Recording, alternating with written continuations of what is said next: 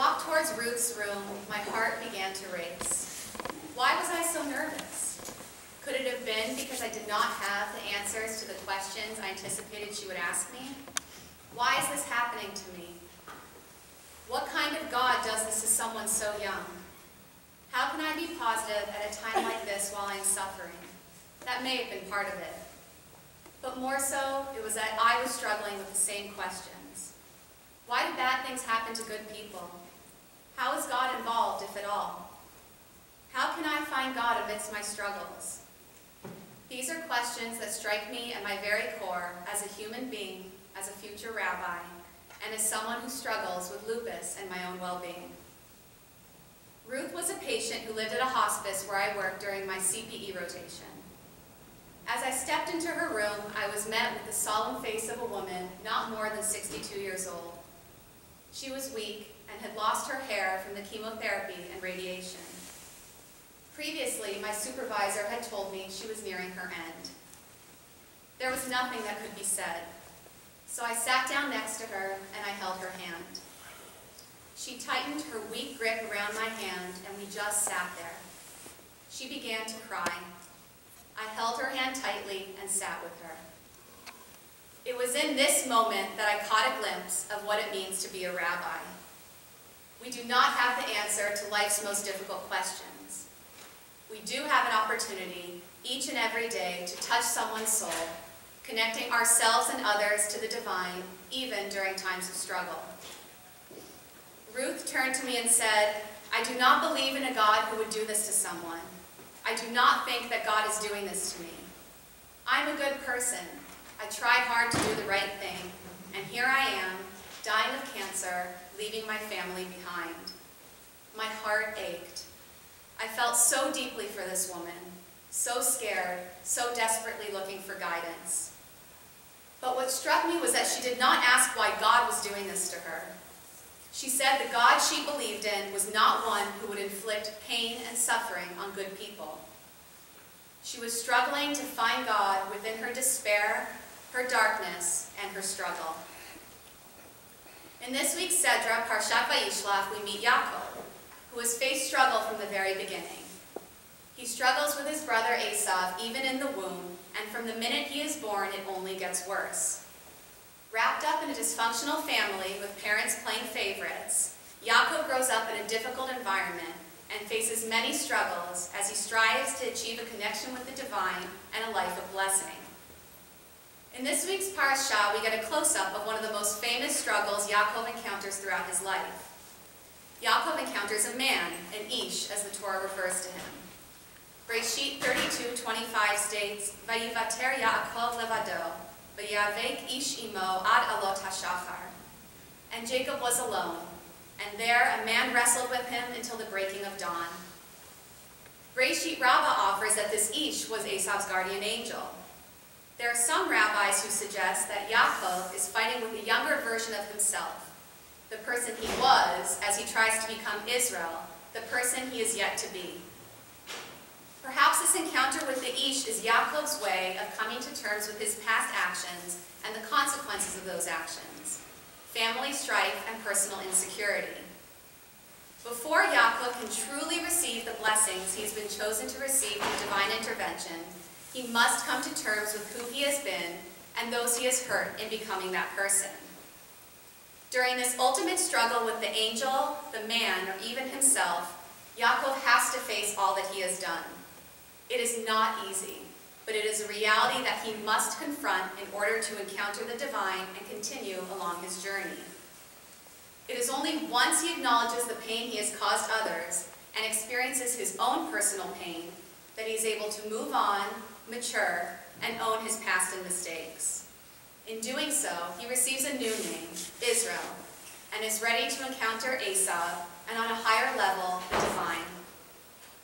Yaakov emerges from this wrestling match with a new identity. He is no longer Yaakov, but is Yisrael, the one who wrestled with man and God and prevailed. But at what cost? Physically, he is injured and will never completely heal. Emotionally and spiritually, has he come out whole, unscathed? Hardly. Yaakov may have a new identity as Yisrael, but he will always be Yaakov. His past, his decisions, and his broken relationships are all a part of who he is, and this baggage will be with him in the rest of his life as Yisrael.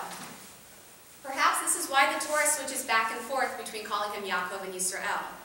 Yaakov cannot escape his past, his challenges and struggles, but he can turn it into a blessing, which is exactly what he strived to do.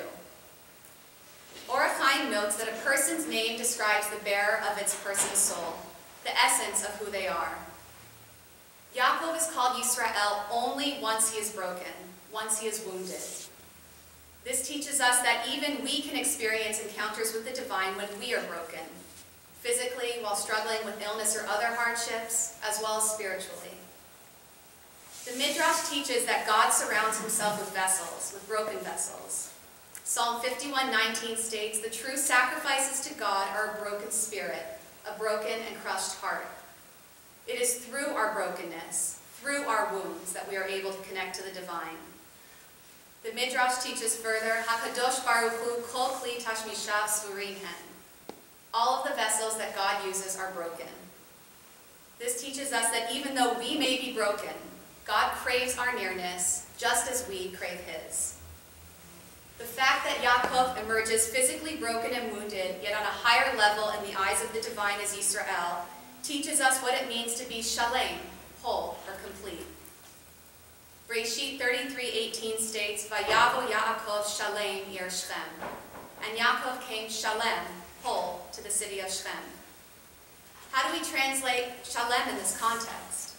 Yaakov just survived a wrestling match with God, with himself, and his brother Esav. He has now arrived at his destination, and he is described as shalem, whole or complete. He is wounded and broken, yet still whole and complete. Ramban suggests that Yaakov's Shleimut, wholeness from this verse, teaches us that despite the suffering we as a Jewish people have suffered throughout history, we persevere. We can apply this to our personal and individual lives as well.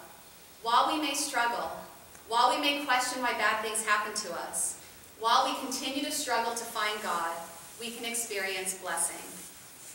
We may not always come out physically shalem or whole from our struggles and pain, but often we come out stronger, more knowledgeable, and more self-aware than before our struggle. As I prepared to say goodbye to Ruth during this initial visit, I knew it was probably the last time I would see or speak with her. We sat in silence for most of our time together, finding comfort in the warmth that filled her cold and solemn hospice bed. I struggled with whether it would be an appropriate time to say a Mishaberach, a prayer for healing. How could I pray for this woman's healing when it was so clear that she was about to leave this world? I asked her if it would be all right for us to pray together for her healing. She smiled, the first smile of our visit, and said, "I am far beyond healing." I replied, "Physically, perhaps, but emotionally and spiritually, we have plenty of room for healing together." She smiled, nodded, held my hand, and together we prayed for Refuat HaNefesh, the healing of her soul, for her to feel some sense of Shleimut, completeness or wholeness, despite the reality of her physical decline and brokenness. As we finished praying and together said Amen, her eyes welled up with tears. In that moment, I knew that even though she was broken and had given up hope, even though she was not going to survive this struggle, she felt at peace. She had arrived at this moment in her life, in her struggle, shalem, whole. Parshat Vayishlach, Yaakov's struggles, and Ruth's strength teach us what it means to face challenges without asking why, but rather, how can I grow? Rabbi Soloveitchik in his work, Faith and Destiny, teaches that we should not focus on the idea of why there is evil and pain in the world. This is a task that is far too great for the human mind. Rather, we must ask ourselves how we are going to respond to pain and evil in a manner that will enable us to emerge from our struggle and our experiences as better moral and spiritual beings, Beshalem, in completeness. Initially, Ruth questioned why she was sick, how this was happening to her. She said that she didn't believe God would inflict pain and suffering on people. Rabbi Soloveitchik teaches that we should not inquire about the ways of God, but rather which path we are going to take when the suffering strikes? His answer, when suffering occurs, it changes us in a meaningful way. It may be painful, but we are transformed. Ruth's path transformed me in a powerful way. She taught me one of life's greatest lessons. To listen and be with someone in their deepest pain can lead to great moments of holiness and blessing. I feel blessed to have known her even for a short while, as Ruth passed away a few days after our emotional encounter. We will all inevitably face pain, illness, struggle, heartache, and death in our lives. How will we face such pain and suffering? Will we be like Yaakov and run away from the pain and struggles? Or will we be like Yisrael and Ruth, wrestling with our struggles and coming out changed, spiritually whole? The reality is that we'll probably be a little bit of both. A little bit Yaakov, a little bit Yisrael. The choice is ours. How will we face our struggles that we will encounter? May the stories of Yaakov Avinu and others like Ruth inspire us to face life's challenges by finding meaning even in the darkest places of struggle. Help us, O God, to grow personally and spiritually through these struggles. And may it be your will that we emerge from our struggles stronger, more aware, changed, and shalem, whole. Can you hear that song?